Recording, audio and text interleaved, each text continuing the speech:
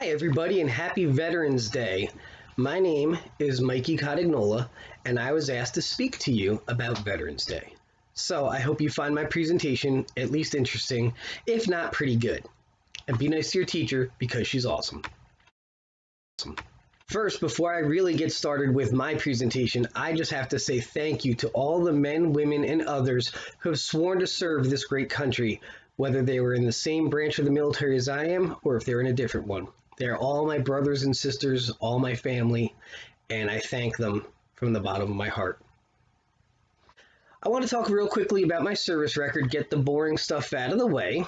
My military service includes 3 years of active duty in the United States Army as an infantryman. I spent 1 year of that in Iraq as part of Operation Iraqi Freedom 2, and that was from 2004 to 2005. I reached the rank of specialist while on active duty. Then I spent 5 years in the Wyoming Army National Guard as a public affairs specialist. In that role, I reached the rank of sergeant. Awards I have earned while serving the military include the National Defense Service Medal, the Global War on Terrorism Expeditionary Medal, the Global War on Terrorism Service Medal, the Army Service Ribbon, the Overseas Service Ribbon, the Army Achievement Medal, and the Combat Infantryman's Badge. If you look on the right side of the screen, you will see the Combat Infantryman's Badge, which is blue. You'll see my ribbons, which go to the awards underneath that. And then you'll see the division I was a part of, the Big Red One, which is a very famous military division. Where to begin? I'm a poor boy from New Jersey. I'm the middle of 5 children. I love Star Wars, He-Man, Disney movies, Dungeons and Dragons, reading, karaoke, and Nintendo.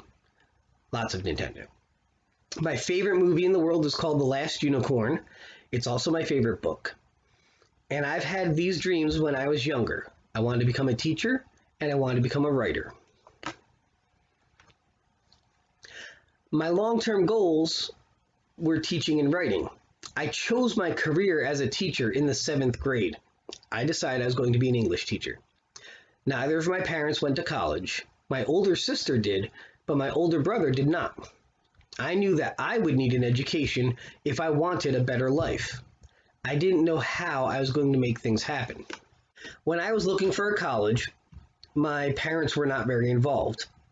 I was told simply, choose somewhere to go to college. So I began at the university that sent me the most mail. That's how I made my decision. It's not a good way to make a decision, especially an important one. After deciding that was not the correct university for me to attend, I switched to the local community college. But soon, that became too expensive.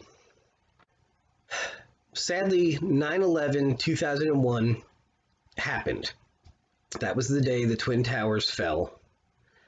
America was hurt and confused and angry and scared. I was a young man and I didn't know any better. I just knew that something bad had happened and I wanted to avenge my country. I was already a strong and proud patriot and I wanted to do something patriotic. However, I did not want to join the military. So my life was still going nowhere. So one day, an Army recruiter called me asking if I would like to join the Army. I told him thanks, but no thanks. I don't want to go in. My middle sister, Katie, who I call Stick lovingly, changed that. She found out that I turned down the military recruiter, and she gave me quite an earful. It's because of her getting angry at me that I called that recruiter back and scheduled an appointment. And that changed my life forever. I still thank my little sister to this day for standing up to me and making me realize what path I should take. I enlisted in the United States Army in the summer of 2002. The first time I ever flew on an airplane was 9/11/2002, 1 year after the terrorist attacks. At the end of my basic training, I was offered my choice of duty station, where I would be serving, or a ranger contract. As a poor boy from New Jersey who had never traveled, my choice was clear. Ich bin nach Deutschland gereist. Means I'm going to travel to Germany.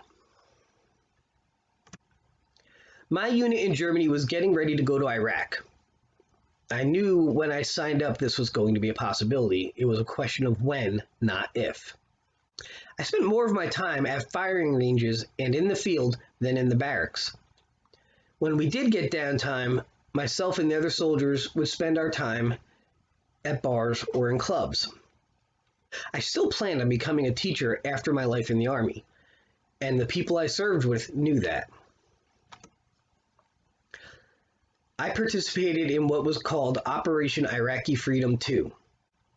I was stationed on Forward Operating Base Palawada in central Iraq.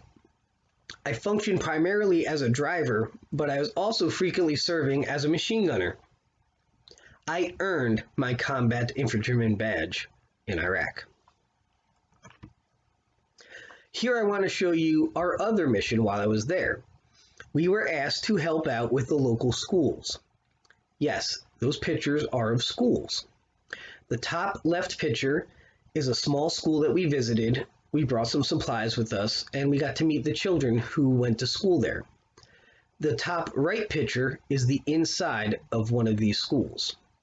You can see it doesn't look very much like your classroom, does it? The bottom left picture is of an Iraqi National Guard officer whom we worked closely with, and we called Money Mike. Money Mike was happy to see us in his country because he knew we were there to help. And he was especially impressed that we were there not just to help in a military sense, but also with civilian projects such as the schools. The bottom right picture shows some of the children that were going to these schools. These children just wanted to learn, and they did not have the same opportunities that you all have. So it was really touching to be able to help them achieve their goals of getting an education. After I was done with my time in active duty, I took a little time off from the military, but then I decided that I wanted to try the National Guard. I had recently moved to Wyoming, and I decided that I would join the Wyoming Army National Guard. There, instead of serving as an infantryman, I became a military photojournalist. Basically, I did the news. You see me in these pictures during different parts of my time in the National Guard. In the bottom right picture where I'm lying down, I was actually going to school to learn how to be a military photojournalist. That was a picture one of my classmates took of me. In the large picture on the left, I'm standing in the supply room at my unit in the Wyoming Army National Guard. The bottom center picture is me getting ready to take a picture of something else that's going on to show you some of the equipment I had, the fancy camera, all that stuff.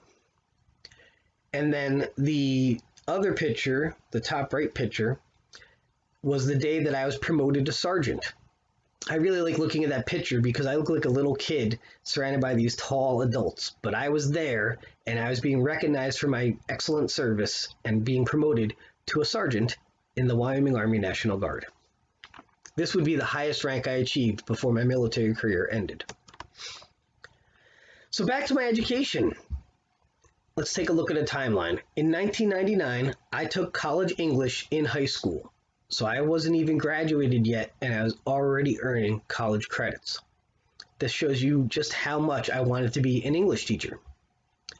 In 2007, I earned my associate's degree in liberal arts from Raritan Valley Community College here in New Jersey. In 2009, I joined the Wyoming Army National Guard, and from 2010 to 2014, I attended the University of Wyoming. Finally, in 2014, I earned my degree in English in secondary education and was certified to teach grades 6 through 12. I finally got to have a classroom of my own, and it was the most exciting thing ever. I have taught in Alaska, Taiwan, and Wyoming. One of the happiest days of my life was the first day I stood in front of my very own classroom. I had finally done it. I had become a teacher. And to become a teacher, I had to be a soldier. So the point of all this is dreams come true. I never intended to join the military, but I knew that my dreams would not happen if I didn't get an education. Joining the Army was one of the absolute best decisions of my life. My life was going nowhere slowly, and my dreams were put on hold.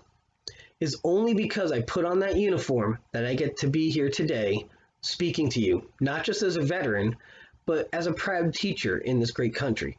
I literally fought for my education. Do you have a dream you're willing to fight for? I hope you all enjoyed this presentation, and I hope you have a wonderful Veterans Day. Talk to you soon.